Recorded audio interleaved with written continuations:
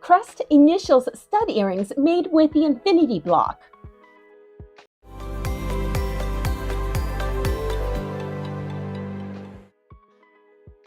Welcome back to another episode of hand stamped jewelry making using the Infinity Blok. I hope you enjoy this.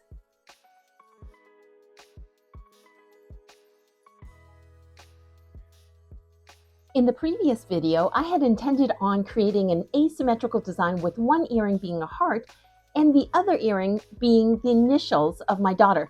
However, they didn't work well together, so I made separate earrings.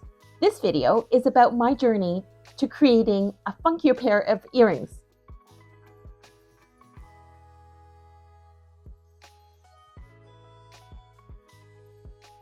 Here, I first create my mock-up by stamping on the paper template. I was trying to line up from the top the same distance as I did the heart stud earrings I had decided on in the previous video. I used the business card as a hard guide to line up the stamping punches, a technique that I explained at length in the previous video.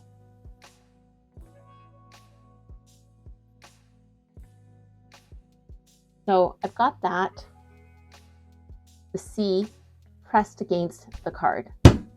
Oops. Okay. And maybe it needs to be higher. The C looks good. The H is a little bit too high. Let me just try that again. But I do like the distance from the top. So I'm going to do that again. Make sure that it's aligned. Maybe I should just use a whole card. So if your letter punch is higher, or it's not what you call deep etched, you should just figure out what height. It could be a piece of paper, double-sided tape, any of those puffy things, anything that is around the same height as how deep the etching is. I've got that against the edge.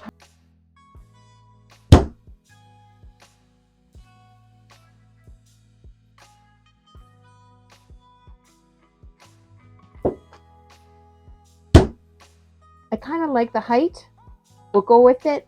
But when I'm actually doing this, I'm going to have to make sure that I am lined up against the line.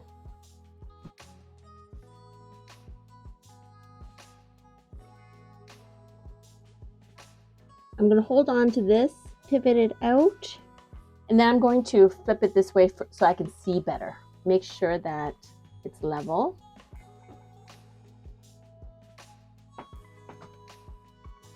Okay, so I think that is pretty level.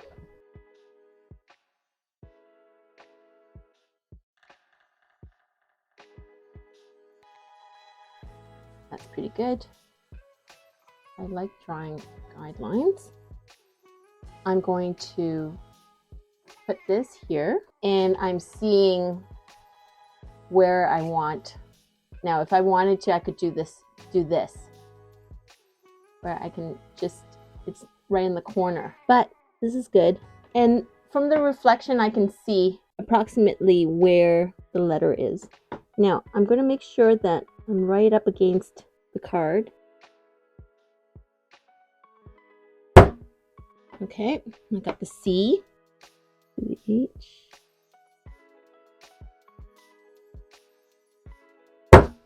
I did ruin the card because I smashed pretty hard, but that's okay. That's why you want to use things that you can discard.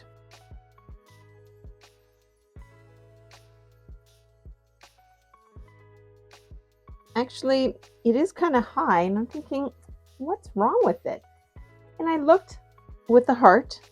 It is actually the same height starting as the heart. The only problem is these are tiny, so they're a lot shorter than the heart.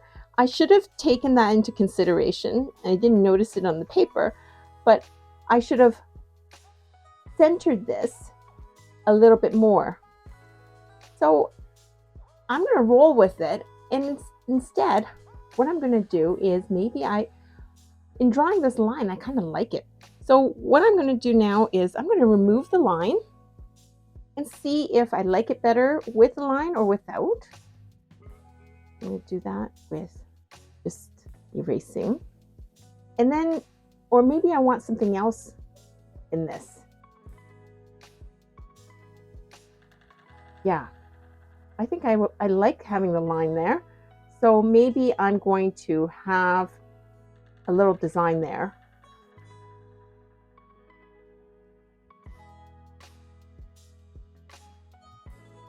It's work in progress. I could draw the line, or in fact, I can use this or any other marking device. I'm going to make a groove.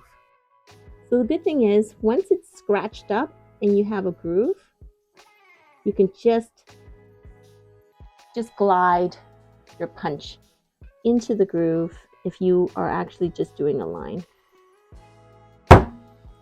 There we go. So I like that design, and I'm going to straighten it.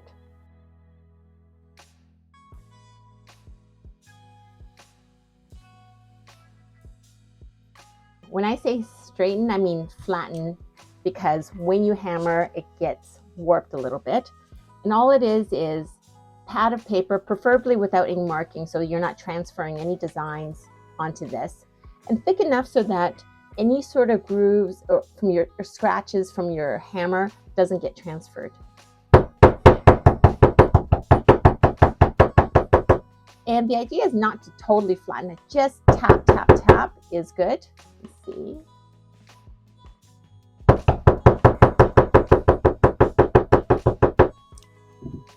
There you go. Now I'm going to clean the surface and we can see what it looks like.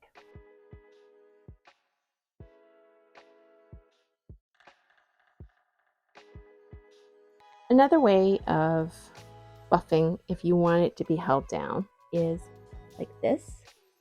That way you can save your fingernails, and then like this.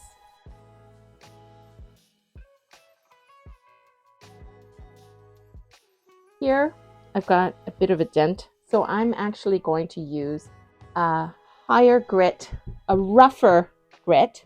You often see this in a lot of my other videos. You don't want to go do the whole thing, just that area, and blending it. If there's a whole section that you over hammered, you can do this and it'll be flat. The whole thing will be flat. And you don't have to take off a whole lot, because it really depends on how heavy the imprint is. If it's very light, then you don't want to do like this. But in this case, I did use a heavy hand, so I can do this. And basically, you just want to blend it. And that's taken off a fair amount. I'm going to just do the top.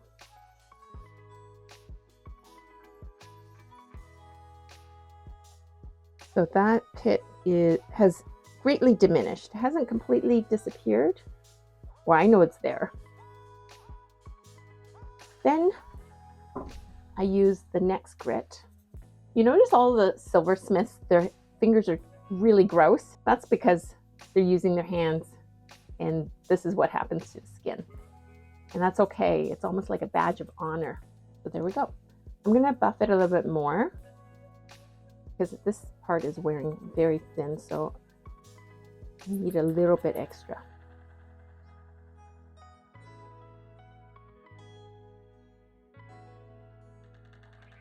There you go.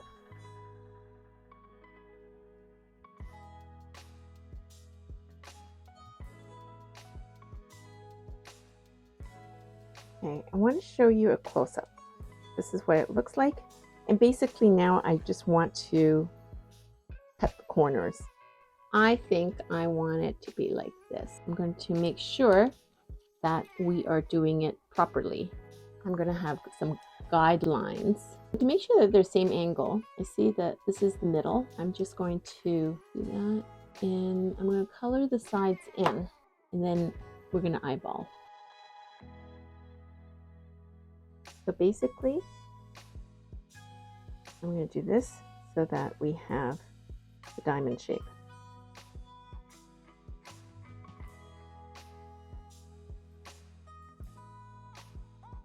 What I have here is a sprue cutter. It is really heavy duty and made to cut maximum thickness of 2.3 millimeters. This is very little. This is, I believe, 22 gauge. So this is nothing for it. You don't want to use very fine cutters. Just be careful of the equipment because you could damage these and render them useless for your fine wires. So what I'm going to do here is, yeah, I like that angle. See, there's nothing for that. I'm going to remove the line and see if I like that. I do. So now, again, I think this is good. You can also just cut a little bit and then adjust.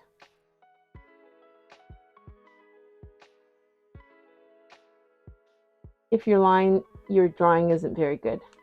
And that marker, I should have used a finer marker. It was bleeding.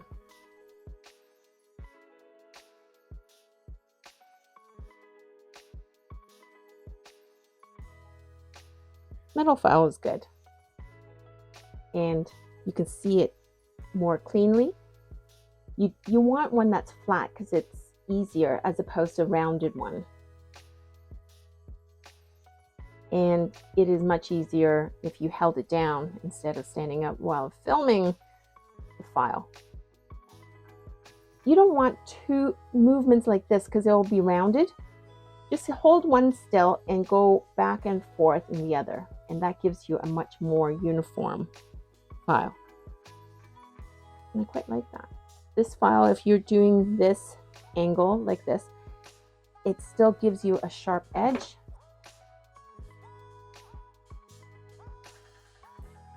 Use this.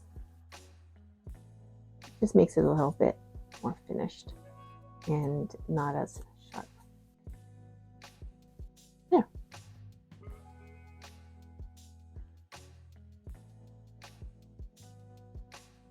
I'm going to do the other initials earring, tape it down.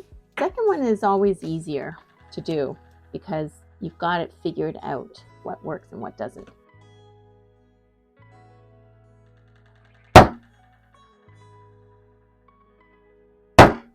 I go and I can tell that they are even. Yay. So now I just need to do the line and straighten things out. Now, before I score the line, I realize here that this is somewhat warped. You should always straighten out before the next thing because otherwise that can get warped. Let's straighten this out. By the way, you can save your ears by using this, and I just forgot to do that. We can smoothen that out a little later, not a problem. Now I'm going to remove this, and I see that the line is pretty much where I want it. So I'm going to score that right here, and I'm going to hold down tight over where exactly the line is. I see that the line,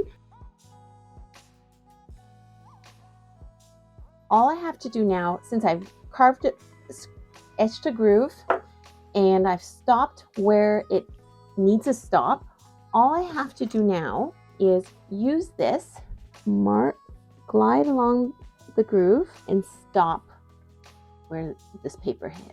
And you can feel it. And I forgot to use this. It does reduce the bounce back. Now I'm going to hold on to it, make sure that I'm still lined up. Excellent. This is warped, but I'm going to flatten it. I've checked, it's the same height. Perfect.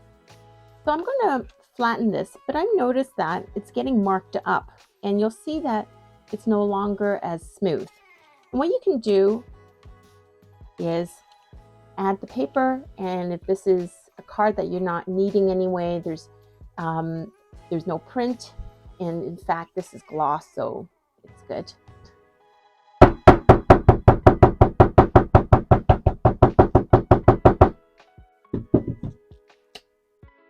And it's way smoother. I'm going to clean it a little bit and show you the finished result.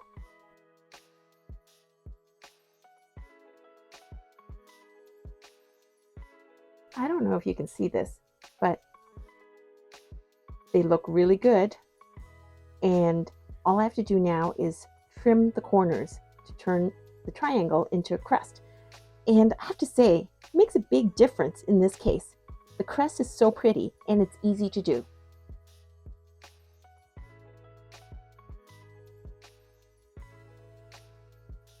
And these are the finished earrings. I decided not to use a marker to oxidize and enhance the lettering because I think it's subtle and it's really pretty. Here are the Crest earrings modeled by my eldest daughter with her current collection of stud earrings. I hope you enjoyed that, and if you did, please like and subscribe. Stones and Findings is a wholesaler of premium quality chains and findings, as well as the inventor of the Infinity Blok. I'm going to leave more information below about our company, as well as the Infinity Blok and the components I've used in this video.